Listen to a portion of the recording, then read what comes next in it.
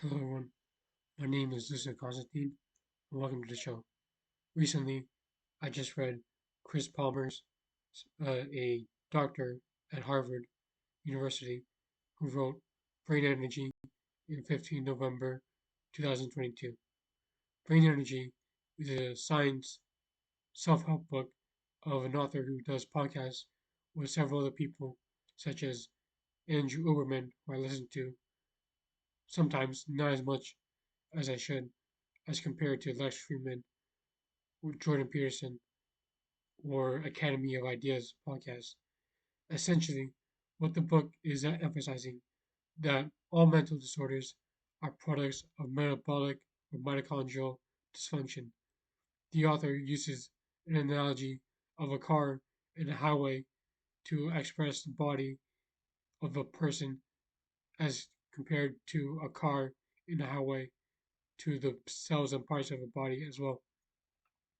He says that a highway can malfunction due to the car itself malfunctioning or due to the person driving the car malfunctioning.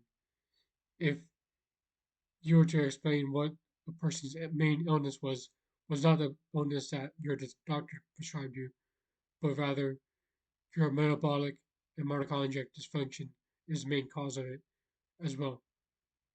The first book is scientifically rich with studies and facts about the gut and the brain and the health as well.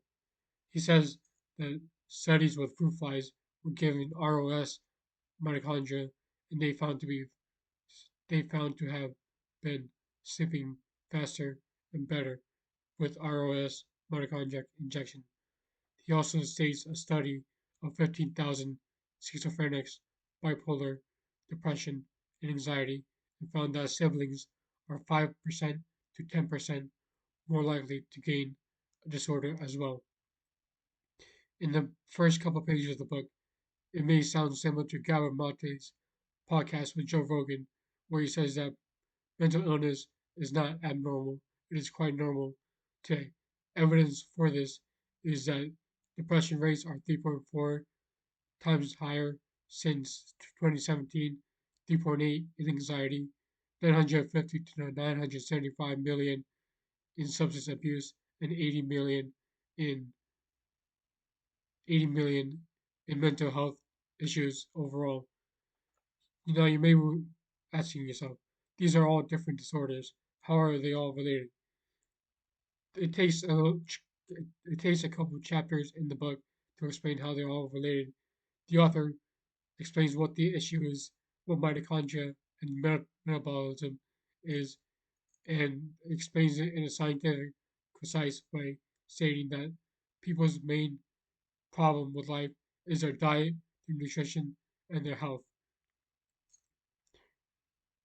When I changed my diet from a carnivore diet to a sugar diet for the wisdom teeth for 3 days, I became depressed pretty quickly in the span of 3 days, and when I was off it, I was back to normal.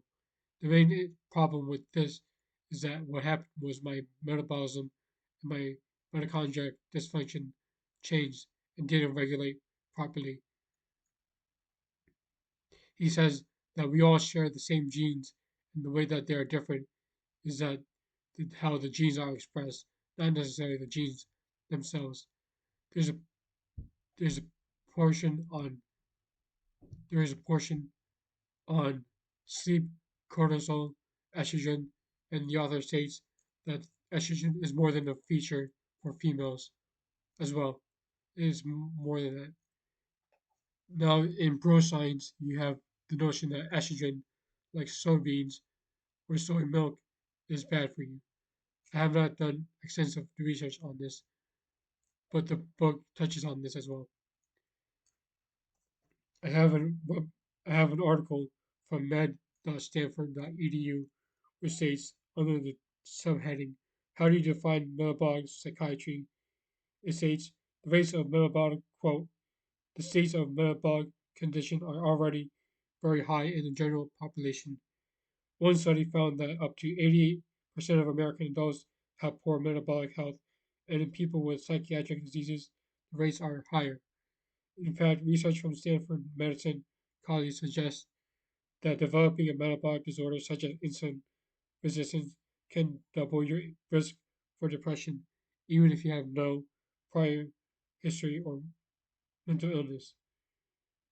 This comes from Shabani Sethi at med.stanford.edu under the title Five Questions Shabani Sethi on the connection between metabolism and mental health. It also states, quote, research data from the Centers for Disease Control and Prevention revealed that more than 40% of American adults are classified as obese, and 36% report symptoms of anxiety, depression, or both. According to Shabani Sethi, MD, a clinical assistant professor in psychiatry and behavioral sciences, the two epidemics are closely linked. So, a joke I came up with after reading this book is if your girlfriend asks why you can't sleep with her, it's probably because of your metabolic or mitochondrial dysfunction instead of anything else. But if you're looking to expand your knowledge on metabolic or mental health related to physical health, then this is the book for you. He also has podcasts on Andrew Uberman and several other books as well.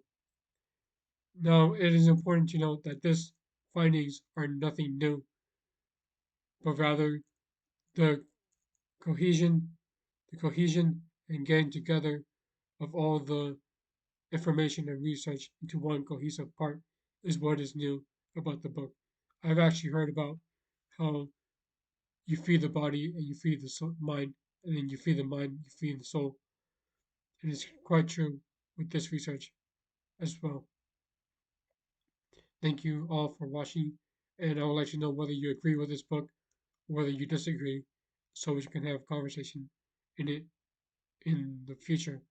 A book review is not the end note to research or studies on information, but a new beginning to communicating with others what could be lost or forgotten knowledge.